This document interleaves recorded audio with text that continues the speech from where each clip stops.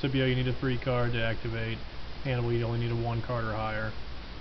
Hannibal, if he is trying to intercept or avoid battle, you know, he's going to have, he's going to have to roll 4 or less, whereas Scipio's going to have to roll 2 or less. So, you know, those two numbers affect things, I think, pretty much the same as they do in Washington's War.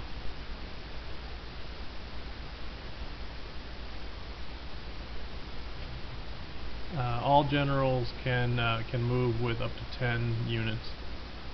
There's no stacking limit as far as how many units can be in a space, or if you have more than 10 units in a space, they can all defend, but you're only able to move with up to 10 units.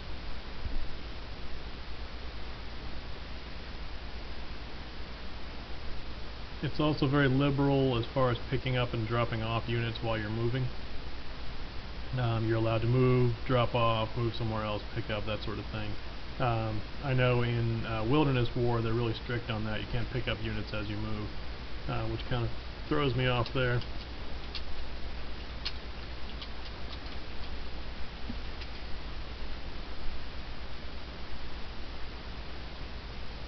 Or no, those are all mine, I guess. Sorry. All the Roman generals. Yep. On the physical board, that shows their bonuses as well, or not necessarily bonus, it's a special ability. It could be a restriction of some kind. I don't see where that's listed on here. I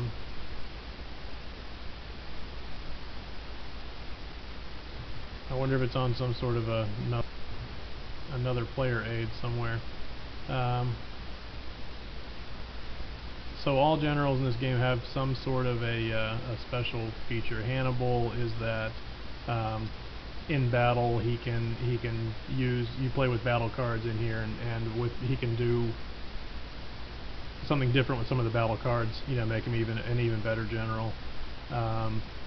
Some generals have where they might have a high or a low number for their skill number, their second number. But when they're doing something like intercepting, it might be higher, or if they can do more for avoiding battle or something along those lines. So they all have different abilities, and they're usually listed up there on their holding box. I don't see them on this particular one.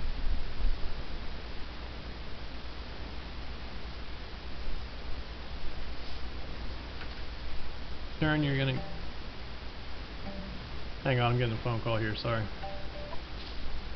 Yep, I'm still here.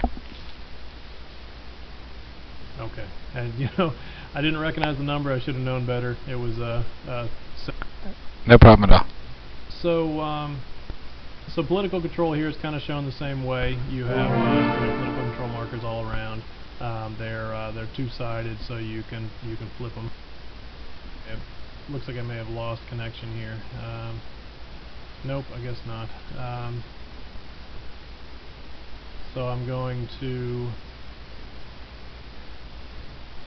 flip one of these markers. There we go. I just flipped one over there in Rome. Okay. So same thing. But the difference with Hannibal over Washington's War is that if you have a combat unit on a marker, you can flip that with a card. The rules for flipping are a lot less complicated in Hannibal. Basically, you have to have a combat unit there, and if so, when you play a card for ops, you can use those ops to flip multiple PC markers. So if I were to have 4 or 5 Roman CU scattered around in in Hannibal's area, the kind of blue marker area there, I could play a 3 card, and I could flip 3 of those, but have my guys on them. And that's pretty well it. In Washington's War, there are a lot of fairly complicated. You have to have a guy here and not there, and that sort of thing. Very simple in Hannibal, and the rules for placing them also very straightforward. If there's an open spot, you can place a PC marker on it. So I'm going to try to going to try to bring a PC marker, a couple of PC markers out, and then we'll talk about how those are going to work. Okay. See the 3 new PC markers in the IDO beta region there? Yes. Okay, so say I played a 3 card and I placed those 3 in there. Those three PC markers are safe at the moment because what you have to do is you have to either trace from your PC marker to either one of your combat units or to a port in order for them to be safe. And what we mean by safe is there's going to be an isolation phase at the end of the turn, just like the other game, and that's where you're going to pick up isolated PC markers. So in this case, these are all 3 safe because they all can trace back to a port. Okay. Are ports naturally controlled by the Romans? No, just it's a port that you have a PC marker in, is I guess what I should have said. Yeah. Okay. So let me pull a couple of these out.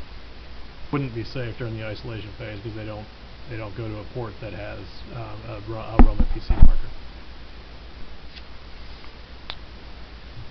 The other thing that you can trace to are the tribal spaces. I guess we can go around and talk about the spaces.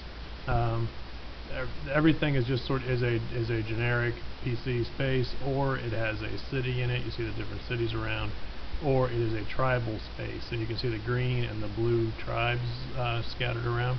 Yep. The blue tribes are all natural allies of Carthage, and they start out allied to Carthage. They can also be used to trace PC markers back to. So this marker over here in Pise doesn't trace to a port, even though it's on the coast, which is always something that can throw you off when you're playing. But it does trace back to Boy, which is a Gallic or a ally of Carthage.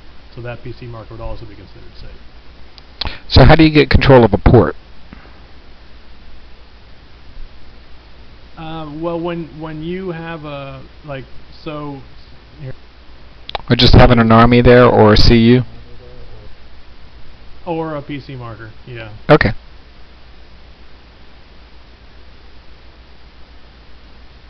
So if I were to play a 3 card and put these 3 PC markers out like this,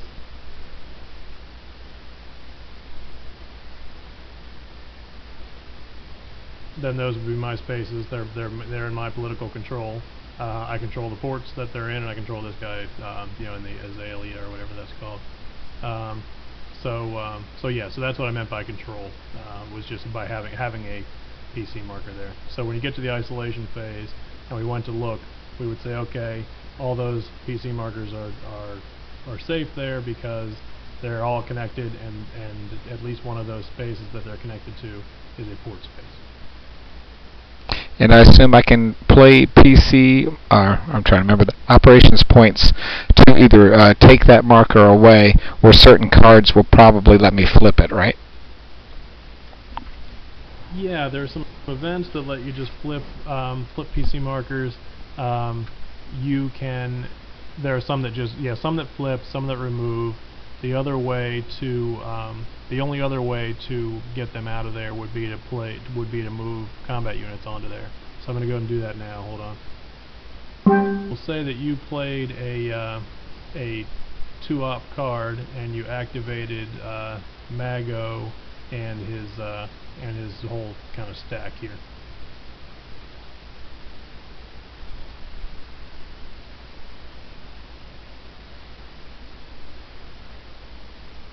Okay. And then after you've activated them, you move them over to Dratosa. You leave some of your guys behind, so we'll do that.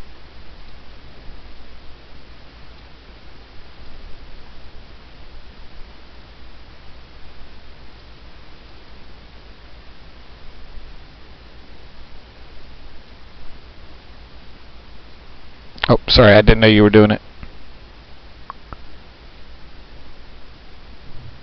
Yeah, it can take a while to come through.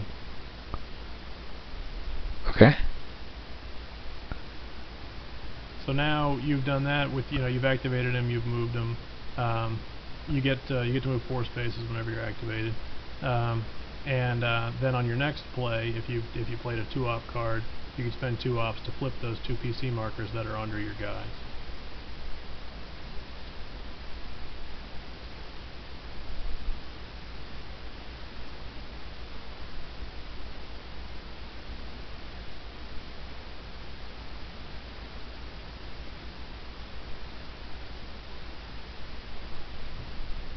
So you can't flip the other one because you don't have anybody there. The one that's up in Azalea, that doesn't get flipped because your combat units aren't there.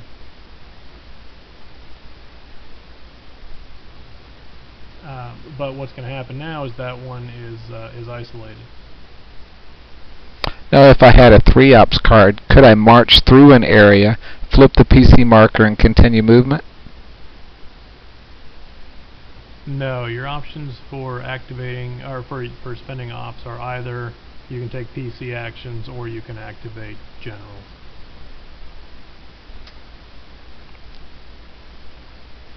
Okay.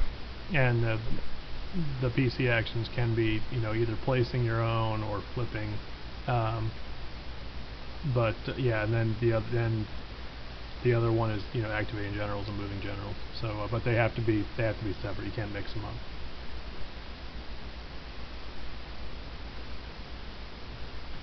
So the other thing you have, so when you activate a general, he can move with up to 10 units. He can move up to 4 spaces. There are, I think they're called Force March. I can't remember. There's some sort of a card that lets you move up to 6 spaces. It's a special event card. But for the most part, it's 4 spaces. There are campaign cards activating more than one general, kind of your standard CDG type cards. Like I said, you can pretty liberally pick up and drop off as you go along. There is a general, I was saying earlier that they all have special abilities. There is one of the Roman generals that at the end of his move, if he finishes his move on a Carthaginian PC marker, he'll actually flip it as his special action, but he's the only one that does that. So kind of, early game, a lot of it is spent grabbing these spots on the map that are they're on the coast for one thing, so you don't have to worry as much about isolation, and that or that trace back to your own places, like that area up in Gallia Cisalpina where the two Carthaginian allied tribes are. That's a good place for both of us to place PC markers, because I can trace back to my PC markers and you can trace back to your tribe. So that tends to be an area where a lot of PC markers get placed right away. Same thing with Idu Beta. People place on the coast right away if they can. Try and isolate the other guys behind them, or just get some PC markers there that aren't going to get picked up at the end of the turn. And so there's a little bit of a land grab there in the beginning of the game. You see the different spaces that are marked off by the yellow. Spain has 4 of them, and then there's a bunch of them over in Italy. Those come into play in 2 different ways. At the end of every turn, you're going to count up how many of those each side has control of, and we'll go into how you get control of those shortly. And then the difference there is how many victory points the person with more scores. So if we looked around the map right now, let me take a look. You have those 3 at the base of Spain there. I have Corsica and Sardinia, and then I have a bunch of them in Italy all the way down. Let me scroll around on my map here for a second. And then you have those 4 that are down in Africa. Carthage is a one space province, and then there are the 3 other ones. And the same thing with Syracuse. It's a one space province, and a few of the places over on Italy, Rome. So that becomes important every year. At the end of every year, that's how you score, is whoever has more of those scores more points. Then it also becomes important during battle. If we were to have a battle in any of the regions in Africa right now, when we counted up battle cards, you would get battle cards for allies in Africa. That's how they represent your control of that area. Is whatever area you're fighting in, you get an extra card for every province you control in that area. Now, and I think for Africa, it's actually because they represent larger areas. I think you actually get 2 for each of Western Numidia and Eastern Numidia, and then 1 for Carthaginian and 1 for Carthage. So it can make a real difference where you decide to have a battle. Whether or not you have the allies for that area.